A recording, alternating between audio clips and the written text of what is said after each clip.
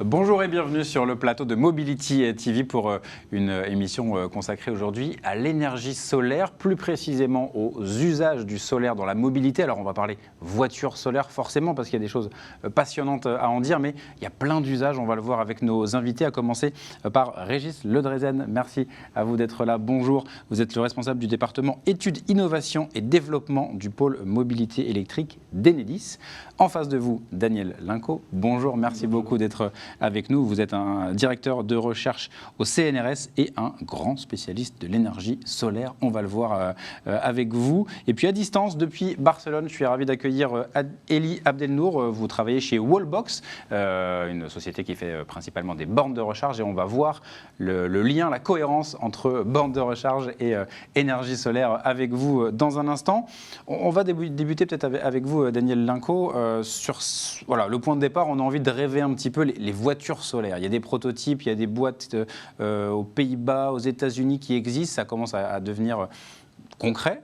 On en est où? On reste sur un prototype, c'est sympathique, on joue un peu, ou est-ce que vraiment la voiture solaire, c'est quelque chose qui peut être amené à exister, à rouler sur les routes? Alors en fait, ce qui est surprenant, c'est qu'il y a quelques années, j'avais été interviewé sur les voitures solaires. Donc une interview qu'on peut même retrouver sur YouTube. Ouais, ici notamment. Et en fait, un des points, c'est que quand la voiture n'a pas une surface gigantesque, c'est quelques mètres carrés, c'est 5-6 mètres carrés.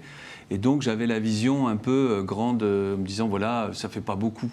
Et en fait, ce dont je me suis rendu compte, c'est que donc la vision, c'était plutôt la recharge solaire, les ombrières, donc qui sont une réalité. En fait, ce dont on se rend compte aujourd'hui, c'est qu'il y a eu des progrès dans les technologies solaires, notamment des cellules solaires souples, flexibles, qu'on peut mettre sur les voitures. Les rendements de conversion ont beaucoup augmenté. Et en fait, on voit que tout kilowattheure généré par le solaire est utile dans la voiture. Et donc on voit énormément d'applications qui sont de l'électrification dans la voiture, venant d'une couverture du capot, etc., jusqu'à aller plus loin aujourd'hui et voir des vrais modèles de voitures solaires qui sont capables d'être autonomes et de faire des centaines de kilomètres grâce au solaire. Alors, c'est très simple. Le solaire, c'est une voiture consomme 17 kWh pour faire 100 km, et 17 kWh, on peut très bien charger dans une voiture avec la batterie, parce que ce qui a beaucoup changé dans la mobilité solaire aujourd'hui, c'est les batteries. C'est ça. C'est-à-dire qu'effectivement, qui fait que vous avez un petit peu changé votre position. J'ai changé parce que évolution. Voilà, le lien avec la batterie fait qu'en fait, on peut collecter l'énergie solaire à l'arrêt. On n'est pas obligé de rouler à l'énergie solaire. Ceci dit, il y a eu des courses solaires depuis des années 50. Il y a le Tour du Soleil, etc. Il y a des voitures qui font la course sans batterie. Il y a des vélos solaires qui font le tour du monde avec des tas d'amateurs intéressés sans batterie. Mais ce qu'on voit aujourd'hui, c'est que la combinaison entre l'électrification des surfaces, c'est comme les toitures de maison. Vous avez une toiture de voiture, si vous mettez du solaire dessus, elle va produire de l'énergie. Et en fait, on se retrouve avec des projets de solaire qui me scotchent aujourd'hui. C'est-à-dire, on voit vous avez parlé d'un camping-car. Il y en a un qui vient de sortir une école à Eindhoven où il s'ouvre. Et là, ils ont tout compris. Quand ils roulent, ça se referme, mais dès qu'ils sont à l'arrêt, ils ouvrent, ils gagnent, un peu comme le bateau Planet One, le bateau solaire. Ils découvrent, et là, il a de quoi réalimenter les batteries. Et ce couplage, c'est vraiment un game changer qu'on dit en anglais, en anglicisme. C'est quelque chose qui est en train de révolutionner la mobilité. Donc c'est ce type d'exemple qui n'existait pas forcément avant. Alors justement, on va faire la transition avec vous, Régis Ledrezen. C'est l'électrification qui permet ça. Vous êtes en charge du pôle mobilité électrique chez Enedis. Alors en quoi Enedis s'intéresse au solaire? Pour quels usages? Quelles sont les choses qui sont en train de se mettre en place? Alors, Enedis est très impliqué dans la transition énergétique et évidemment, on est très impliqué dans le déploiement de la mobilité électrique en France, mais aussi de cette transition écologique et du solaire. Mais avant de parler de mobilité solaire, les trois grands enjeux industriels d'Enedis pour la mobilité électrique, c'est bien entendu que tout un chacun puisse se recharger à la maison, qu'il puisse se recharger dans les communes, et puis évidemment, lorsque monsieur et madame tout le monde cherchent à faire un déplacement entre Paris et Brest. Et donc, tout l'intérêt d'Enedis, c'est d'accompagner. Donc, dans dans la recharge actuelle à la maison, le résidentiel collectif est un sujet majeur qu'on accompagne en déployant du réseau électrique dans les résidentiels collectifs. Donc ça, c'est la base, l'essentiel évidemment pour développer cette électrification, les usages et la recharge. Et puis l'innovation.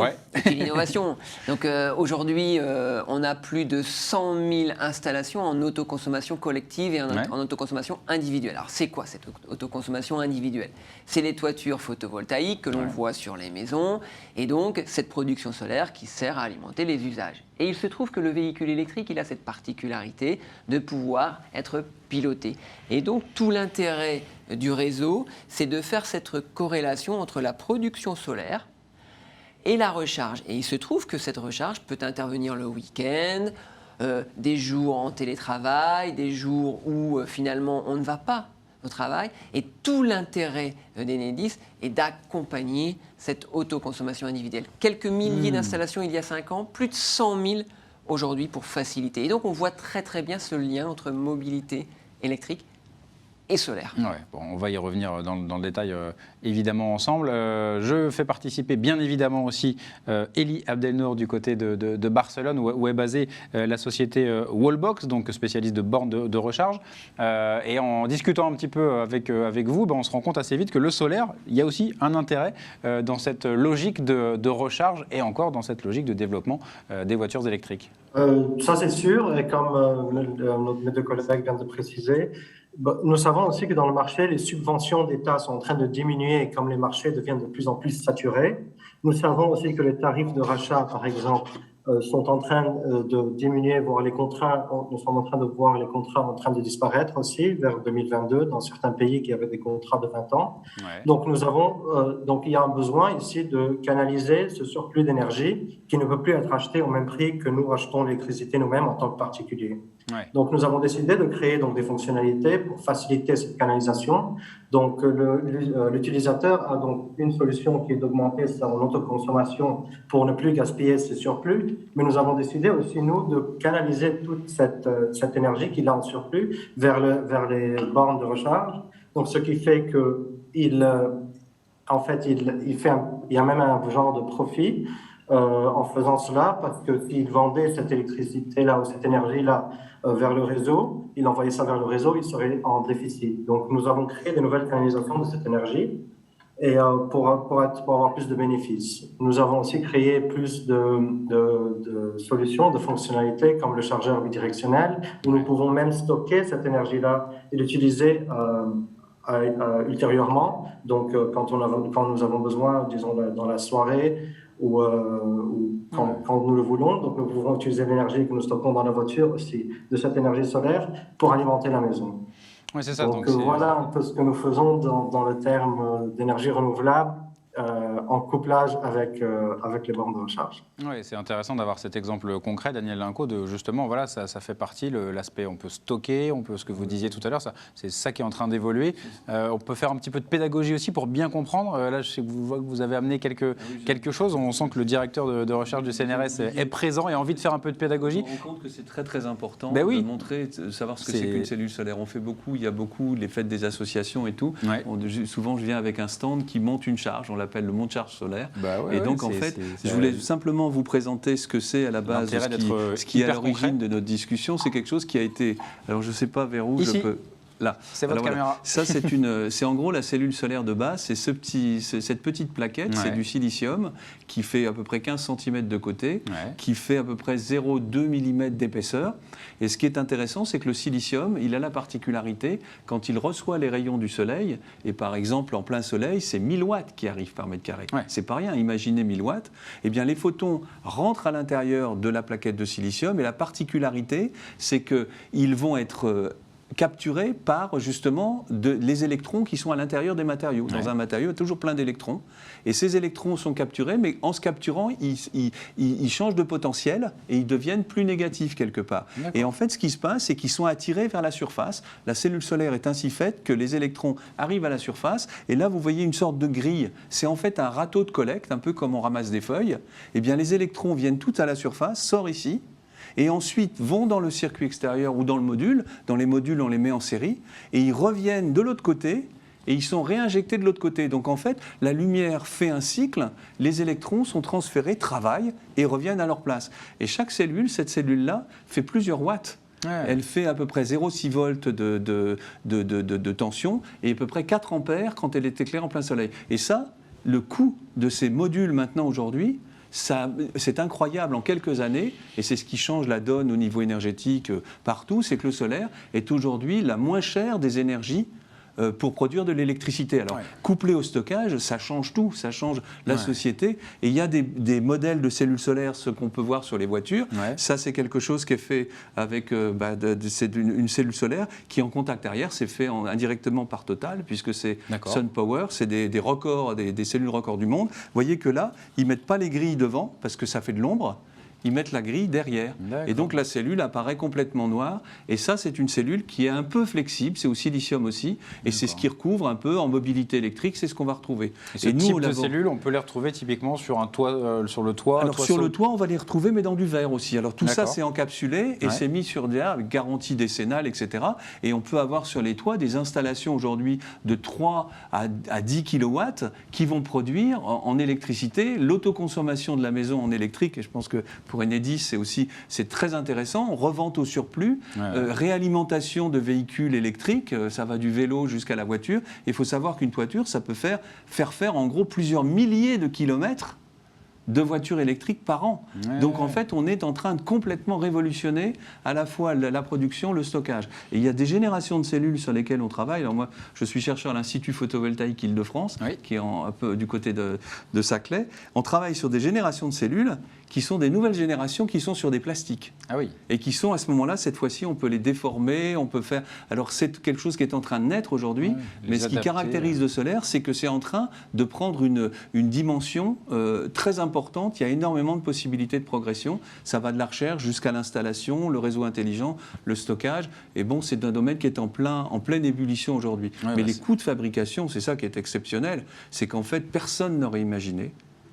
Je me souviens d'une interview en 2008, les coûts, c'était 60 centimes du kilowattheure, d'euros du kilowattheure.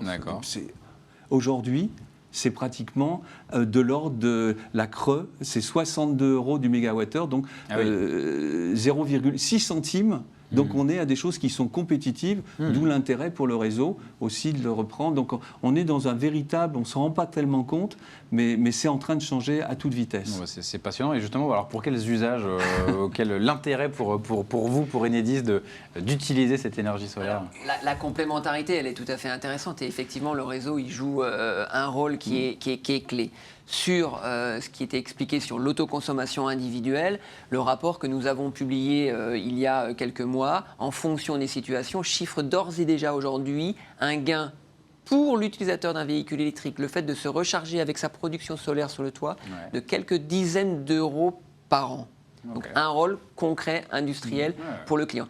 Et puis on va plus loin. Le photovoltaïque va être multiplié par 4 dans les années à venir, le nombre de véhicules électriques par 10. Et il s'avère que la production solaire photovoltaïque, elle n'est pas commandable. C'est-à-dire qu'aujourd'hui, on ne sait pas encore le faire. Et donc on doit s'adapter. Le réseau doit s'adapter pour être plus intelligent. Et donc ce qu'on ne va pas pouvoir piloter avec le solaire, on va le piloter avec le véhicule électrique. C'est ça. Et c'est ce réseau qui fait le lien. Le côté complémentaire qui permet ça. Le côté complémentaire.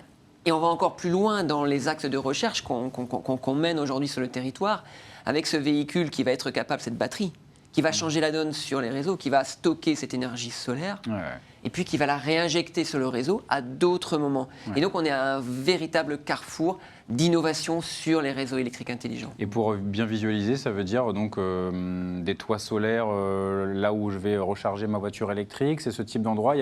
Pour qu'on visualise bien les endroits là, on voit la cellule, c'était très concret.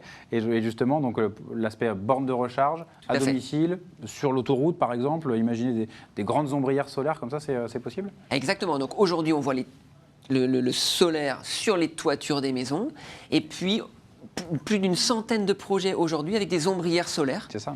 Et sous ces ombrières solaires, on retrouve les bornes de recharge directement alimentées. Alors on pourrait dire tout ça est très simple, mais finalement, ça a été expliqué par Daniel, les électrons ils vont dans tous les sens. Et donc en fait, il faut qu'on soit capable, nous, en termes de gestionnaire de réseau, de dimensionner correctement pour que d'une part la production solaire puisse être évacuée, mais aussi de consommer en fonction des moments. Et c'est toute là l'intelligence qu'on doit y mettre dans le réseau. Et ce qui est intéressant, c'est la consommation directement. Aujourd'hui, ce qui se passe, c'est qu'il y a une tendance vers de l'autoconsommation, c'est-à-dire les gens consomment, plutôt que ils consomment l'électricité.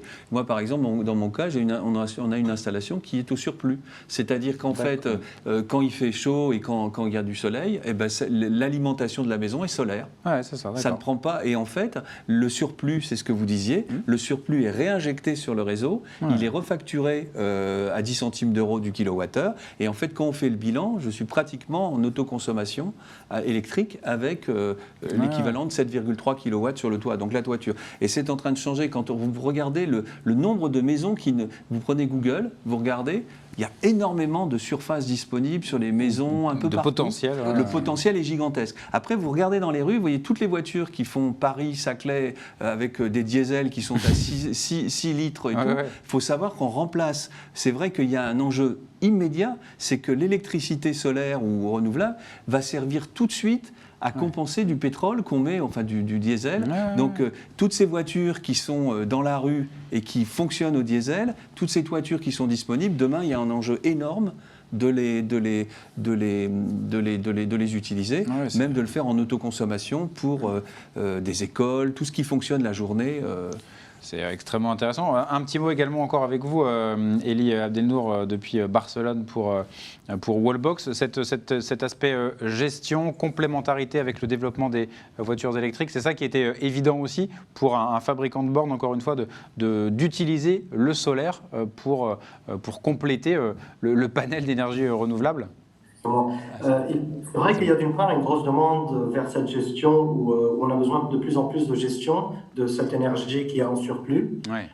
Notre mission première, c'était de trouver, de créer une chaîne ou un canal où nous pourrons avoir cette gestion de façon à ce que nous pouvons transmettre ça aux gestionnaires du réseau, si ça se dit. Et donc nous sommes là pour créer ces canaux-là, pour créer ces produits-là qui vont permettre ou faciliter cette gestion. Et nous sommes les leaders donc aujourd'hui déjà par rapport à ce que nous appelons le V2G, donc c'est renvoyer l'énergie que vous avez stockée dans votre voiture vers le réseau. De même que nous pouvons avoir cette énergie-là qui peut alimenter même votre maison. Donc comme je vous l'ai dit auparavant, donc nous sommes là pour créer ce lien-là avec les gestionnaires. Donc nous voulons être le pont entre les utilisateurs et les gestionnaires de réseau, par exemple, pour faciliter cette intégration d'énergie renouvelable à ce réseau-là. Parce que comme nous savons qu'il devient de plus en plus saturé et que s'il n'y a pas de diversification d'énergie dans un réseau, il ne pourrait plus capter certaines énergies. Donc ce que nous faisons, c'est, comme je vous ai dit, c'est que nous créons ce pont-là entre les sociétés d'énergie et l'utilisateur. Oui, c'est ça. Ce côté véhicule to grid, donc le véhicule électrique qui devient source de stockage des allées et venues de l'énergie. C'est que ça ne marche pas que dans un sens. Et le solaire fait partie de cette panoplie d'énergie qui sont en train d'être utilisées. Ouais, voilà, c'est ça, exactement. Effectivement. Et le véhicule devient un producteur, comme les panneaux photovoltaïques. Oui, c'est vraiment ça l'idée. Alors donc on a beaucoup parlé de la voiture. Est-ce qu'il y a d'autres éléments de mobilité sur lesquels on peut imaginer un petit peu sur les vélos, c'est peut-être un peu petit, mais on peut mettre quand même des petits quelques cellules. Ça peut. Il y a des courses de vélos solaires. Je vous engage, j'engage vos spectateurs à regarder et taper vélo solaire. Vous allez voir des gens qui font des courses, qui traversent le monde avec un panneau solaire. Ouais, c'est ça. Il y a une tendance. C'est everywhere, comme on dit. C'est partout parce qu'il y a de la lumière partout. Il y a de l'énergie solaire pratiquement partout. Bon, quand il y a la nuit, effectivement, il faut trouver des solutions, d'où le stockage. Mais sinon, l'énergie, elle est abondante et elle est partout. Pour les bateaux, c'est pareil. On y réfléchit aussi. Les avions, vous en avez parlé tout à l'heure. Donc, c'est tout type de transport finalement qui se projette vers cet avenir où solaire et mobilité sont un lien qui est extrêmement important. Et ce qui est intéressant, c'est que la mobilité, parce que l'enjeu sur la transition énergétique, parce que finalement c'est aussi ça l'enjeu. L'enjeu, c'est si on fait du solaire on le fait aussi pour des raisons profondes de transition énergétique. Donc ça veut dire d'être capable finalement de chercher les endroits où on rejette du CO2. Et donc ça ne rejette pas de CO2. Et si on le fait avec la mobilité, on remplace finalement, on n'est pas en train de faire de l'électricité contre de l'électricité, comme on dit souvent, parce que les gens oublient que le secteur de l'énergie, l'électricité, c'est 25%, c'est pas tout le reste, c'est du pétrole, enfin c'est des fossiles. Donc en fait, l'idée, c'est d'aller tout de suite aller voir les secteurs où les électricités non carbonées, renouvelables, vont pouvoir remplacer les sources de CO2. Eh bien, c'est passionnant. Merci à tous les trois d'être venus. On reparlera de solaire sans aucun doute dans les mois qui viennent. Merci beaucoup à tous les trois d'être venus sur le plateau de Mobility TV. À bientôt. Merci.